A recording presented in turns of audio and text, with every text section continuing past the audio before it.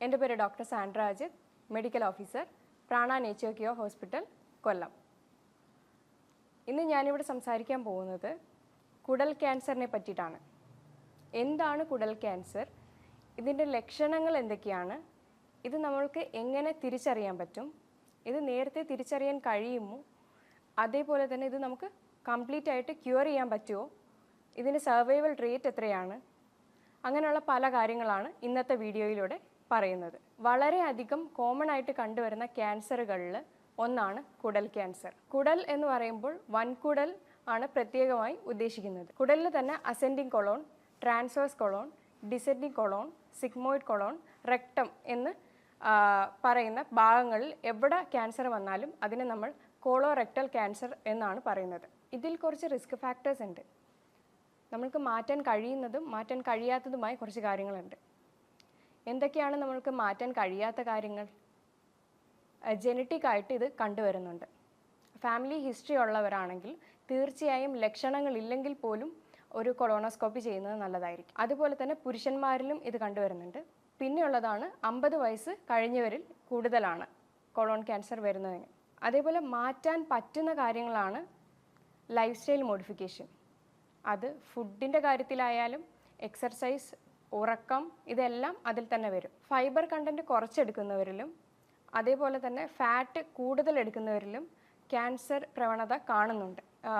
ഫൈബറിൻ്റെ അളവ് കൂട്ടിയെടുക്കുന്നത് നല്ലതായിരിക്കും. അതുപോലെ തന്നെയാണ് നമ്മുടെ സ്മോക്കിംഗ്, ആൽക്കഹോൾ അങ്ങനെയുള്ള ഉപയോഗമുള്ളവരാണെങ്കിൽ അത് തീർച്ചയായും നിർത്തേണ്ടതാണ്.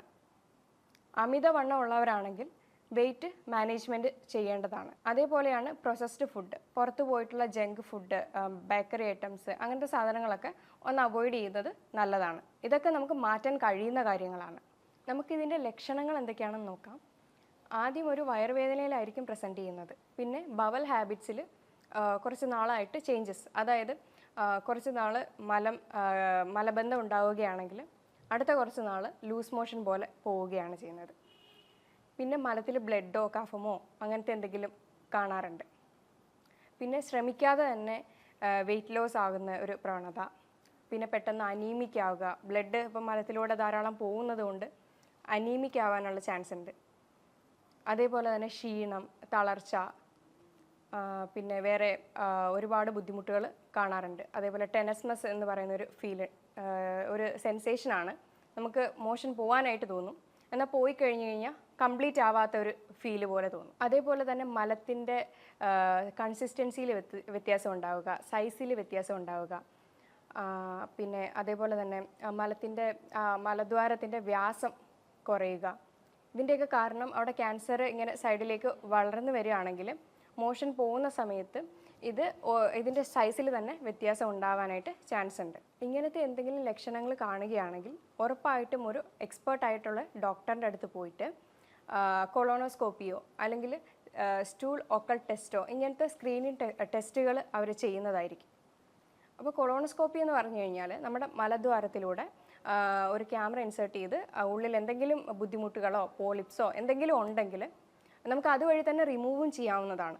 അല്ലെങ്കിൽ എന്തെങ്കിലും അവരൊരു സസ്പെക്റ്റ് ചെയ്തിട്ടുണ്ടെങ്കിൽ അത് ബയോപ്സിക്ക് അയക്കുകയും ഒക്കെ ചെയ്യാവുന്നതാണ്. ഇത് നേരത്തെ കണ്ടുപിടിക്കാൻ പറ്റുന്ന ഒരു സ്ക്രീനിങ് ടെസ്റ്റും കൂടിയാണ്. അതുപോലെ തന്നെയാണ് സ്റ്റൂൾ ഒക്കൾട്ട് ടെസ്റ്റ്. ഇതിനകത്ത് നമ്മൾ കണ്ണാലെ ചിലപ്പോൾ കാണത്തില്ല ബ്ലഡിൻ്റെ അംശം ഉണ്ടെങ്കിൽ. ഈ ഒരു ടെസ്റ്റ് ചെയ്യുകയാണെങ്കിൽ ബ്ലഡിൻ്റെ അംശം എന്തെങ്കിലും പോകുന്നുണ്ടെങ്കിൽ നമുക്ക് വേണ്ടുന്ന പ്രൊസീജിയർ മുന്നോട്ട് ചെയ്യാവുന്നതാണ്. ഇത് ജനറ്റിക് ആയിട്ടും വരാമെന്ന് പറഞ്ഞല്ലോ. അപ്പോൾ ജനറ്റിക് ആയിട്ട് ഫാമിലിയിൽ അച്ഛനോ അമ്മയ്ക്കോ അപ്പൂപ്പനോ അച്ചമ്മയ്ക്കോ ആർക്കെങ്കിലും ഉണ്ടെങ്കിൽ ഉറപ്പായിട്ടും ലക്ഷണങ്ങൾ ഇല്ലെങ്കിൽ തന്നെയും ഉറപ്പായിട്ടും ഒരു കൊളോണോസ്കോപ്പി എടുക്കുന്നത് ഏറ്റവും നല്ലതായിരിക്കും. കാരണം അവർക്ക് ക്യാൻസർ പ്രവണത കൂടുതലാണ്. ഇത് നേരത്തെ കണ്ടെത്തി ട്രീറ്റ് ചെയ്യാമോ എന്നൊക്കെ പലരും ചോദിക്കാറുണ്ട്. കൊളോൺ ക്യാൻസറിൻ്റെ കാര്യം പറയുകയാണെങ്കിൽ നമുക്ക് ഈ കൊളോണോസ്കോപ്പി വഴിയൊക്കെ നോക്കുകയാണെങ്കിൽ പോളിപ്പുകളാണ് വർഷങ്ങൾ കഴിയുന്നതിന് ശേഷം ക്യാൻസറിലേക്ക് തിരിയുന്നത്. അപ്പോൾ എന്തെങ്കിലും പോളിപ്പോ കാര്യങ്ങളോ ഉണ്ടെങ്കിൽ നമുക്കത് അവിടുന്ന് റിമൂവ് ചെയ്തെടുക്കാവുന്നതേ ഉള്ളൂ. അപ്പോൾ ഇത് യഥാർത്ഥത്തിൽ നമുക്ക് സ്റ്റാർട്ടിങ്ങിൽ തന്നെ കണ്ടുപിടിക്കുകയാണെങ്കിൽ മൊത്തത്തിൽ മാറ്റാൻ പറ്റുന്ന ഒരു ക്യാൻസറാണ്, അതായത് ക്യാൻസറിൻ്റെ പ്രവണതയാണ്. മലത്തിലൂടെ ബ്ലീഡിങ് പോകുമെന്ന് ഞാൻ പറഞ്ഞായിരുന്നു. പക്ഷേ പലരും ഇത് ശ്രദ്ധിക്കുന്നില്ല. ചിലപ്പോൾ ഒന്നും നോക്കാതെ നമ്മുടെ ഈവൻ ടോയ്ലറ്റിൽ ഇപ്പോൾ ഇരിക്കുന്ന ശീലമേ കറക്റ്റല്ല. എല്ലാവരും ഫോണും കൊണ്ടും ന്യൂസ് പേപ്പറും ഒക്കെ കൊണ്ടിട്ടാണ് ഇരിക്കുന്നത്. അപ്പോൾ ഇരുന്ന് കാര്യം കഴിഞ്ഞിട്ട് ഫ്ലഷ് ചെയ്ത് പോവുകയാണ് പതിവ്. പക്ഷേ എന്നാൽ ചിലരിത് നോട്ട് ചെയ്യുന്നുണ്ടാവും. അത് വലിയ കാര്യമാക്കത്തില്ല, വല്ല പൈൽസോ അങ്ങനത്തെ എന്തെങ്കിലും കാര്യമാണെന്ന് പറഞ്ഞിട്ട് അത് അവഗണിക്കുകയാണ് പതിവ്. പക്ഷേ ഇത് ശരിയാണോ എന്ന് തോന്നുന്നുണ്ടോ? കാരണം ചിലപ്പോൾ ഇത് ക്യാൻസർ ആയേക്കാം, ക്യാൻസറിന് കാരണമായേക്കാം. ഇനി നമുക്കിതിൻ്റെ സർവൈവൽ റേറ്റ് നോക്കാം. സർവൈവൽ റേറ്റ് എന്ന് പറയുമ്പോൾ 5 years ആണ്. അപ്പോൾ അത് പറയുന്നത് എന്ന് പറയുമ്പോൾ സ്റ്റേജ് 1ഉം 2ഉം വരുമ്പോൾ 85%ഓളമാണ്. എന്നാൽ സ്റ്റേജ് 3ഉം 4ഉം ഒക്കെ ആണെങ്കിൽ 15% ഉണ്ടാവത്തുള്ളൂ. അതുകൊണ്ട് തന്നെ റിസ്ക് എടുക്കാതെ ഒരു കൊളോണോസ്കോപ്പി ചെയ്യുന്നത് ഏറ്റവും നല്ലതായിരിക്കും. അത് ചിലപ്പോൾ ജെനറ്റിക്കായിട്ട് എന്തെങ്കിലും ബുദ്ധിമുട്ടുള്ളവരാണെങ്കിൽ ഉറപ്പായിട്ടും ലക്ഷണങ്ങൾ കാണിച്ചില്ലെങ്കിൽ പോലും പോയി ഒരു കൊളോണോസ്കോപ്പി എടുക്കുക. ഇല്ലെന്നുണ്ടെങ്കിൽ 50 വയസ്സ് കഴിഞ്ഞവരാണെങ്കിൽ ഒരു 10 വർഷം കൂടുമ്പോഴെങ്കിലും ഒരു കൊളോണോസ്കോപ്പി എടുക്കുന്നത് നല്ലതായിരിക്കും. എന്നാൽ പലപ്പോഴും ഓരോരുത്തർ ചോദിക്കുന്നതാണ്, വയറ്റിൽ മലം കെട്ടിക്കിടക്കുന്നതും ഗ്യാസ് കെട്ടിക്കിടക്കുന്നതും ഒക്കെ ക്യാൻസറിന് കാരണമാകാറുണ്ടോ എന്ന്. ശരിക്കും ഇതൊരു പരിധി വരെ ക്യാൻസറിന് കാരണമായേക്കാം. നമ്മൾ ചിലപ്പോൾ അവഗണിക്കുന്ന ഒന്നും കൂടി ആയിരിക്കും ഇത്. നമ്മുടെ വയറ്റിൽ നിന്ന് മലം പോവാതെ നിൽക്കുമ്പോൾ അതെന്താണ് അതിൻ്റെ കാരണം എന്നൊന്നും ആരും പ്രത്യേകിച്ച് പോയി തിരക്കാറില്ല. എന്നാൽ ഇത് അങ്ങനെ വിടാതിരിക്കുന്നതായിരിക്കും ഏറ്റവും നല്ലത്. എന്തെങ്കിലും അങ്ങനെ ബുദ്ധിമുട്ടുണ്ടെങ്കിൽ ഉറപ്പായിട്ടും ഒരു ഡോക്ടറിനെ കൺസൾട്ട് ചെയ്യേണ്ടതാണ്. അതല്ലാതെ വീട്ടിൽ തന്നെ മാറ്റാൻ പറ്റും എന്ന് തോന്നിക്കഴിഞ്ഞാൽ അതിനുള്ള കാര്യങ്ങൾ ചെയ്യാം. ലൈഫ് സ്റ്റൈൽ മോഡിഫിക്കേഷൻ ചെയ്യുക, ജീവിതശൈലിയിൽ മാറ്റങ്ങൾ വരുത്തുക. അതായത് വെള്ളം കുടിക്കുക, നന്നായിട്ട് എക്സസൈസ് ചെയ്യുക, അതിന് വേണ്ടുന്ന ഭക്ഷണങ്ങൾ കഴിക്കുക, ഫൈബർ കണ്ടൻറ്റ് അടങ്ങിയത് കഴിക്കുക. അങ്ങനെ കുറേ കാര്യങ്ങൾ നമുക്ക് വീട്ടിൽ തന്നെ ചെയ്യാൻ പറ്റുന്നതാണ്. ഇനി ഇതിലും മാറിയില്ലെങ്കിൽ ഉറപ്പായിട്ടും ഒരു ഡോക്ടറിനെ കൺസൾട്ട് ചെയ്യേണ്ടത് അത്യാവശ്യമാണ്. ഇതൊക്കെ ഗട്ടിലെ ബാക്ടീരിയയുടെ പ്രശ്നവും കൂടെയാണ്. ഇത് മലം കെട്ടിക്കിടക്കുന്നതായാലും ഗ്യാസിൻ്റെ ആയാലും ചിലപ്പോൾ ഇത് ഇറിറ്റബിൾ ബവൽ സിൻഡ്രം എന്നുള്ള ഒരു രോഗാവസ്ഥയും ആയിരിക്കാം. അതുകൊണ്ട് ഉറപ്പായിട്ടും അതെന്താണ് അതിൻ്റെ റൂട്ട് കോസ് എന്ന് കണ്ടുപിടിക്കുന്നത് വളരെ നല്ലതാണ്. നമ്മുടെ ഗട്ട് ക്ലിയർ അല്ലെങ്കിൽ പല ബുദ്ധിമുട്ടുകളും നമുക്കുണ്ടാകും. നമ്മൾക്ക് എല്ലാവർക്കും അറിയുന്ന കാര്യമാണ് നമ്മുടെ കുടലിൽ ഒരുപാട് ബാക്ടീരിയാസ് ഉണ്ടെന്ന്. അത് നല്ല ബാക്ടീരിയാസും ഉണ്ട്, ചീത്ത ബാക്ടീരിയാസും ഉണ്ട്. ഒരു പരിധിയിൽ കൂടുതൽ നല്ല ബാക്ടീരിയാസ് ആയാലും ചീത്ത ബാക്ടീരിയ ആയാലും അത് കൂടിക്കഴിഞ്ഞു കഴിഞ്ഞാൽ പല ബുദ്ധിമുട്ടുകളും ഉണ്ടാകും. പ്രത്യേകിച്ച് ഇതേപോലത്തെ മലം കെട്ടിക്കിടക്കുന്നതും ഗ്യാസ് ഉണ്ടാകുന്നതും ഒക്കെ പ്രശ്നങ്ങൾ ഉണ്ടാക്കാറുണ്ട്. ഈ ബാക്ടീരിയാസിൻ്റെ അളവ് കൂടാൻ സാധാരണ നമ്മൾ അളവ് കുറയുമ്പോൾ ഉള്ള കാര്യമാണ് കൂടുതലും പറയുന്നത്, പ്രോബയോട്ടിക്സ് പ്രീബയോട്ടിക്സ് ഒക്കെ എടുക്കാൻ. പക്ഷേ ഇത് കൂടുമ്പോൾ ഉള്ളത് നമ്മളങ്ങനെ കേട്ടിട്ടില്ല. ഇത് ബാക്ടീരിയാസിൻ്റെ അളവ് കൂടുന്നത് എപ്പോഴൊക്കെയാണെന്ന് നമുക്ക് നോക്കാം. ദഹനം കറക്റ്റ് ആവാതിരിക്കുമ്പോഴാണ് ഇങ്ങനത്തെ ബുദ്ധിമുട്ടുകളും കാര്യങ്ങളും ഉണ്ടാകുന്നത്. ഇതേപോലെ ബാക്ടീരിയാസിൻ്റെ അളവ് കൂടിക്കഴിഞ്ഞാലും നമുക്ക് ന്യൂട്രിയൻ ഡെഫിഷ്യൻസീസും ഉണ്ടാകാനുള്ള ചാൻസസ് കൂടുതലാണ്. നമ്മൾ കുറേ കാലമായിട്ട് ഗ്യാസിൻ്റെ മെഡിസിൻസ് എടുക്കുന്നവരാണെങ്കിൽ, അല്ലെങ്കിൽ ആൻറ്റാസിഡ് എന്ന് പറയുമ്പോൾ നമ്മുടെ വയറ്റിലുള്ള ഹൈഡ്രോക്ലോറിക് ആസിഡ്, അതായത് ദഹനരസം, അതിനെ കുറയ്ക്കാൻ വേണ്ടിയിട്ട് നെഞ്ചരിച്ചിലും കാര്യങ്ങളും ഉള്ളവരൊക്കെ അത് കഴിക്കാറുണ്ട്. അപ്പോൾ അത് സ്ഥിരമായിട്ട് കഴിച്ച് നമ്മുടെ വയറ്റിലുള്ളിലെ ആ ഒരു ഹൈഡ്രോക്ലോറിക് ആസിഡിനെ കുറയ്ക്കുമ്പോൾ നമുക്ക് ഈ ഒരു ബാക്ടീരിയാസിൻ്റെ ഓവർ ഗ്രോത്ത് അവിടെ ഉണ്ടാവുകയാണ് ചെയ്യുന്നത്. കറക്റ്റ് ഒരു ഹൈഡ്രോക്ലോറിക് ആസിഡിൻ്റെ അളവ് മെയിൻറ്റെയിൻ ചെയ്യുമ്പോൾ മാത്രമാണ് നമുക്ക് അവിടെ ഗട്ട് മൈക്രോബ്സും കറക്റ്റ് ഒരു അളവിൽ മെയിൻറ്റെയിൻ ചെയ്ത് പോകുന്നത്.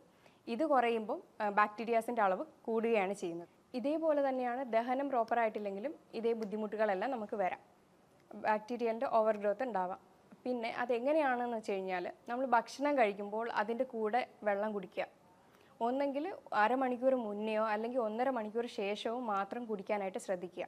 ഇല്ലെന്നുണ്ടെങ്കിൽ ഇത് നമ്മുടെ ദഹനരസമായിട്ട് മിക്സ് ചെയ്ത് നമ്മുടെ ഫുഡൊന്നും ഡൈജസ്റ്റ് ചെയ്യാതെ ദഹനം നടക്കാതെയാണ് പോകുന്നത്. അപ്പോൾ നമുക്ക് ന്യൂട്രിയൻസിൻ്റെ ഒക്കെ ഡെഫിഷ്യൻസീസ് വരാൻ ചാൻസ് ഉണ്ട്. പിന്നെ ഞാൻ പറഞ്ഞല്ലോ ഏജ് ഒരു ഫാക്ടറാണെന്ന്. ഏജ് എന്ന് പറയുമ്പോൾ ഏജ് കൂടുന്തോറും നമ്മൾക്ക് ശരീരത്തിൽ ഒരു സെൽഫ് ഡിസ്ട്രക്ഷൻ കപ്പാസിറ്റി അത് കുറഞ്ഞുകൊണ്ടിരിക്കുകയാണ്. നമ്മൾക്ക് നോർമലി ബോഡിയിലൊരു സെൽഫ് ഡിസ്ട്രക്ഷൻ കപ്പാസിറ്റി ഉണ്ട്. അപ്പോൾ ദിവസവും കോടാനുകോടി കോശങ്ങളെല്ലാം നശിച്ചുകൊണ്ടിരിക്കുന്നു, അത് ഊർജ്ജമായി മാറുന്നു, അങ്ങനെ ഒരു പ്രോസസ്സ് നടക്കുന്നുണ്ട്. എന്നാൽ ഏജ് കൂടുന്തോറും ഈ ഒരു പ്രക്രിയ കുറഞ്ഞു വരും. അപ്പോൾ ഇതേ കോശങ്ങളെല്ലാം അടിഞ്ഞുകൂടി അവിടെ ഇരുന്ന് അത് ക്യാൻസർ ഫോർമേഷനിലേക്ക് മാറുന്നതാണ്. അതാണ് ഏജ് കൂടുമ്പോൾ ക്യാൻസർ പ്രവണത കൂടുതലാണെന്ന് പറയുന്നത്. നമ്മൾ പറഞ്ഞല്ലോ കുടലിലെ ബാക്ടീരിയയുടെ അളവ് കൂടുമ്പോൾ നമുക്ക് ന്യൂട്രിയൻ ഡെഫിഷ്യൻസീസ് ഉണ്ടാവുമെന്ന്. അത് ഏതൊക്കെയാണെന്ന് നമുക്ക് നോക്കാം. Vitamin B12, calcium, iron, thiamine, niacin, ഇങ്ങനെയുള്ള പല സാധനങ്ങളും നമ്മുടെ ശരീരത്തേക്ക് അബ്സോർബ് ആകില്ല. അപ്പോൾ ഇങ്ങനെയുള്ള പല ബുദ്ധിമുട്ടുകളും നമുക്ക് ഉണ്ടാകും. ഇപ്പോൾ അയൺ കുറയുകയാണെങ്കിൽ അനീമിക് ആകും, അതേപോലെ കാൽഷ്യം കുറയുകയാണെങ്കിൽ എല്ല് തേയ്മാനം ഉണ്ടാകും, അതേപോലെ തന്നെ B12 ഒക്കെ ഡെഫിഷ്യൻസീസ് വരുവാണെങ്കിൽ നമുക്ക് അഗെയിൻ അനീമിക് ആകുകയാണ് ചെയ്യുന്നത്. നമ്മൾ പറഞ്ഞു ഏജ് ഒരു ഫാക്ടറാണെന്ന്. അതേപോലെ തന്നെയാണ് ഏജ് ഹൈഡ്രോക്ലോറിക് ആസിഡ്, അതായത് നമ്മുടെ സ്റ്റൊമക്കിലെ ദഹനരസത്തെയും കുറയ്ക്കും. കാരണം കുറയ്ക്കും എന്നല്ല, ഏജ് കൂടുന്തോറും ഈ ഒരു ദഹനരസത്തിൻ്റെ സെക്രീഷനും കുറയും.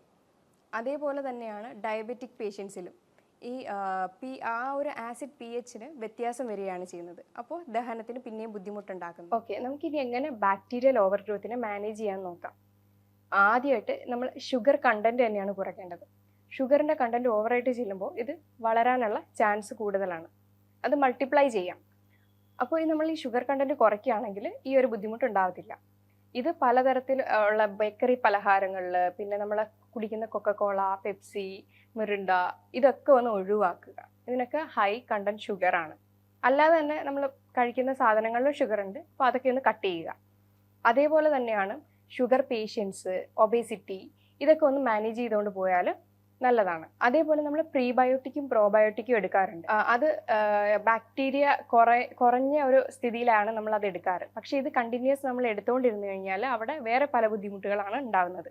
അപ്പോൾ ഇതൊന്ന് മാനേജ് ചെയ്ത് കൊടുക്കുക, നമ്മളൊന്ന് കുറയ്ക്കുക അല്ലെങ്കിൽ കുറച്ച് നാളത്തേക്കൊന്ന് ഒഴിവാക്കുക. അപ്പോൾ ഇതൊന്ന് ശരിയായി വരും. അപ്പോൾ ഈ പ്രീബയോട്ടിക്കിലും പ്രോബയോട്ടിക്കിലും ഒക്കെ വരുന്നത് തന്നെയാണ് ഫൈബറും. ഇപ്പോൾ ഫൈബറൊക്കെ ഈ ഒരു സമയത്ത് നമ്മൾ അധികമായിട്ട് എടുത്തു കഴിഞ്ഞാൽ പ്രശ്നമാണ് ഉണ്ടാകുന്നത്. പ്രത്യേകിച്ചും നമ്മൾ വെജിറ്റബിൾസിലും സോല്യുബിൾ ഫൈബേഴ്സ്, ഇൻസോല്യുബിൾ ഫൈബേഴ്സും ഒക്കെ എടുക്കുന്നവരാണ്, അതും ഗട്ട് ഹെൽത്ത് നേരെയാവാൻ വേണ്ടിയിട്ട്.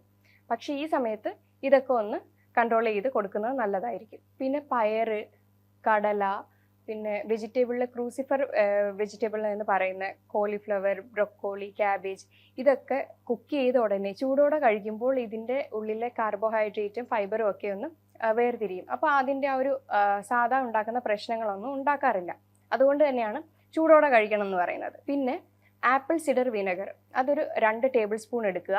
1 ഗ്ലാസ് വെള്ളത്തിൽ നന്നായിട്ട് മിക്സ് ചെയ്ത് എന്നും രാവിലെ ആഹാരത്തിന് മുന്നേ ആയിട്ടോ അല്ലെങ്കിൽ ഒരുപാട് ബുദ്ധിമുട്ടുണ്ടാക്കുന്നെങ്കിൽ ആഹാരം കഴിച്ചിട്ടോ കഴിക്കാവുന്നതാണ്. ഇത് നമ്മുടെ ആസിഡ് പ്രൊഡക്ഷനെ കൂട്ടുകയും ചെയ്യും.